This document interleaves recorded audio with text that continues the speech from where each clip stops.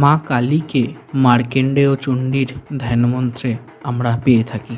তিনি মহাকালী, তিনি দশমহাবিদ্যার প্রথম দেবী। শাক্তমতে কালী বিশ্বব্রহ্মাণ্ডের সৃষ্টি করেছেন। কালী সেই আদি শক্তিরই মূর্তরূপ। কিন্তু আজকের এই কালী বা শ্যামা মূর্তি কিন্তু খুব প্রাচীন নয়। কথিত আছে ষোড়শ শতকের তন্ত্রসাধক কৃষ্ণানন্দ আগমবাগীশী প্রথম কালীর রূপ কল্পনা করেছিলেন। তার আগে দেবী পূজিতা হতেন যন্ত্রে। এছাড়াও গুহ্যমূর্তি, শবশিবা বা অন্নকল্পে দেবী পূজিতা হতেন। দেবীর সেই রূপ গৃহী ভক্তদের উপযোগী নয় ভেবে কৃষ্ণানন্দ সেই রূপে বদল আনেন। দেবী পুরাণ, দেবী মাহাত্ম্য, কালিকা পুরাণ ও তন্ত্র গ্রন্থগুলিতে কালীর বিভিন্ন রূপের বর্ণনা পাওয়া যায়। সাধারণভাবে দেবী চতুর্ভুজা, তার মূর্তিতে 4টি হাতে খড়গ, অসুরের ছিন্ন মুণ্ড, বর ও অভয় মুদ্রা, গলায় মুণ্ডমালা, লোলজিহ্বা, বক্রনয়না, ঘোর কৃষ্ণবর্ণ, কোনো কোনো ক্ষেত্রে নীলবর্ণ এলোকেশ দেখা যায়। মহাদেবের বুকের ওপর দাঁড়িয়ে থাকেন তিনি। নানা রূপে দেবীর আরাধনা করা হয়, যেমন ধরুন দক্ষিণাকালী, শ্মশানকালী, ভদ্রকালী, রক্ষাকালী, গুহ্যকালী, মহাকালী ও চামুণ্ডা। এছাড়া আরও আছে। আবার বিভিন্ন মন্দিরে তিনি ব্রহ্মময়ী, ভবতারিণী, আনন্দময়ী, করুণাময়ী ইত্যাদি নামে প্রতিষ্ঠিত হয়ে আছেন এবং পূজিত হন। তরলতন্ত্র মতে কালী অষ্টধা বা অষ্টবিধ, অর্থাৎ তার 8টা রূপ আছে।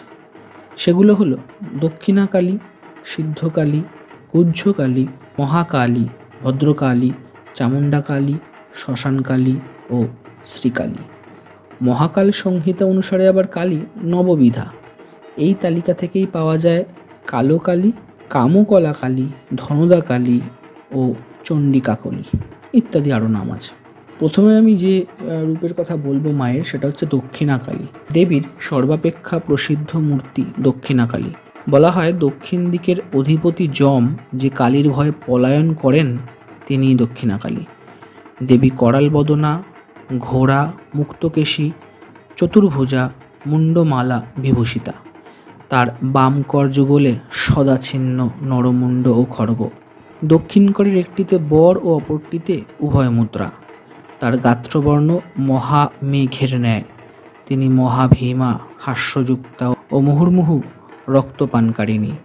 দেবীর দক্ষিণ পদ মহাদেবের বক্ষে স্থাপিত। সিদ্ধকালী। গৃহস্থের বাড়িতে সিদ্ধকালীর পূজা হয় না। তিনি মূলত সিদ্ধ সাধকদের ধ্যান আরাধ্যা। কালীতন্ত্রে দেবীকে দ্বিভুজা রূপে কল্পনা করা হয়েছে। অন্যত্র তিনি ব্রহ্মরূপা ভুবনেশ্বরী। তার মূর্তির দক্ষিণ হস্তে ধৃত খড়গের আঘাতে চন্দ্রমণ্ডল থেকে অমৃত রস নিঃসৃত হয়। এই অমৃত রস বাম হস্তের কপাল পাত্রে ধারণ করে পরমানন্দে পান করেন দেবী। তিনি শালঙ্কারা। দক্ষিণ পদ শিবের বুকে এবং বাম পদ শিবের উরুদয়ের মধ্যস্থলে স্থাপিত। এরপর হচ্ছে গুহ্যকালী। গুহ্যকালী বা আকালীর রূপ গৃহস্থের কাছে অপ্রকাশ্য। তিনি সাধকদের আরাধ্যা। তার রূপকল্প ভয়ঙ্কর, গাত্রবর্ণ গাঢ় মেঘের ন্যায়। লোলজিহ্বা ও দ্বিভুজা দেবীর গলায় 50টি নরমুণ্ডের মালা। কোটিতে ক্ষুদ্র কৃষ্ণবস্ত্র, স্কন্ধে বা কাঁধে নাগযজ্ঞোপবীত, মস্তকে জটা ও অর্ধচন্দ্র, কানে বা কর্ণে সব দেহরূপী অলঙ্কার।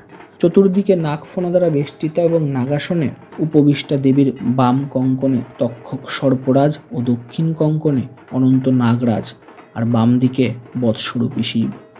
তিনি নবরত্ন ভূষিতা, অট্টহাস্যকারিণী, মহাভীমা ও সাধকের অভীষ্ট ফল প্রদায়িনী।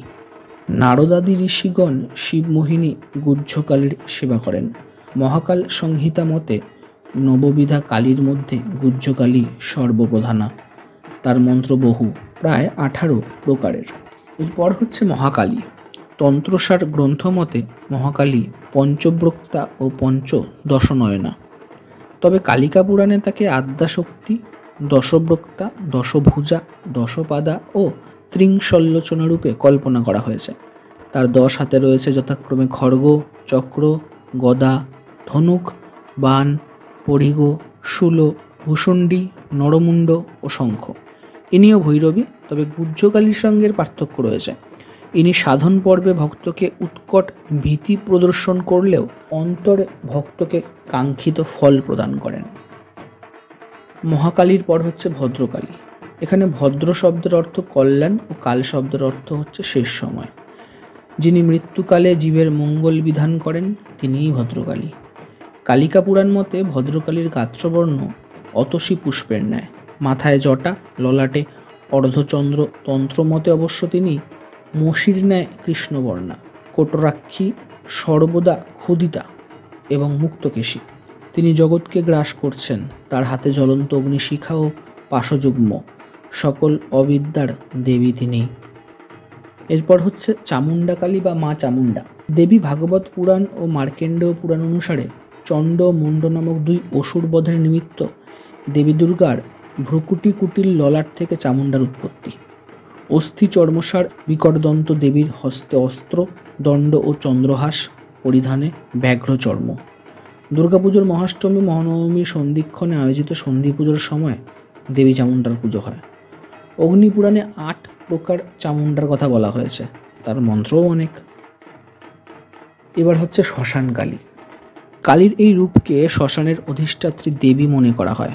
তন্ত্রসাধক কৃষ্ণানন্দ আগমবাগীশ রচিত বৃহৎ তন্ত্রসার অনুসারে এই দেবীর গায়ের রং কাজলের মতো কালো, চোখ দুটি রক্ত পিঙ্গল বর্ণের, আলুলায়িত কেশ, দেহ শুকনো ভয়ঙ্কর।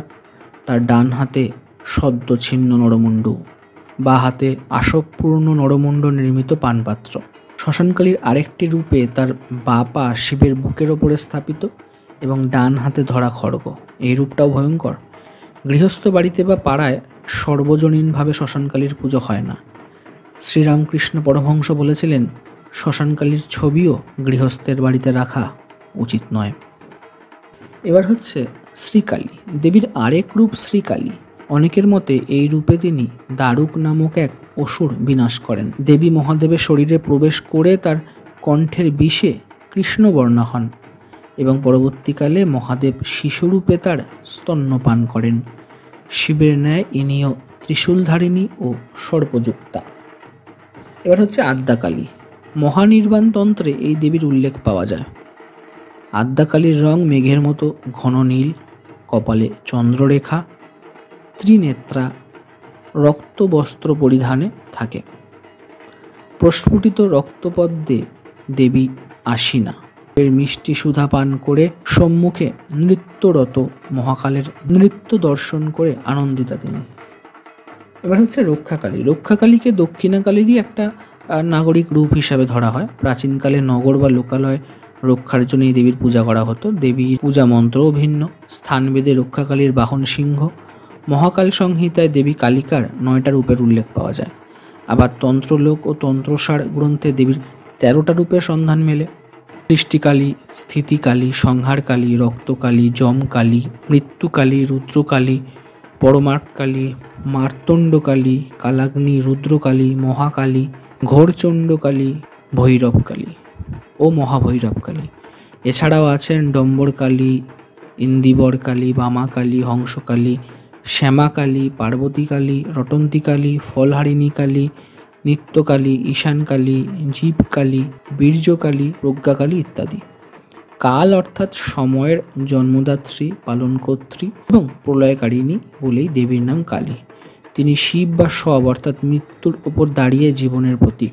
তিনি চেতনার প্রকাশ। কালী ঠাকুরকে নিয়ে আমাদের এই আজকের প্রতিবেদন আপনাদের কেমন লাগলো অবশ্যই কমেন্ট বক্সে লিখে জানাবেন। ভিডিওটা ভালো লাগলে অবশ্যই লাইক, কমেন্ট এবং শেয়ার করে দেবেন। যারা প্রথমবার তারা ডেফিনেটলি চ্যানেলটা সাবস্ক্রাইব করে পাশের বেল আইকনটাকে প্রেস করে রাখবেন। পরের ভিডিওতে ফিরে আসছি। Till then take care.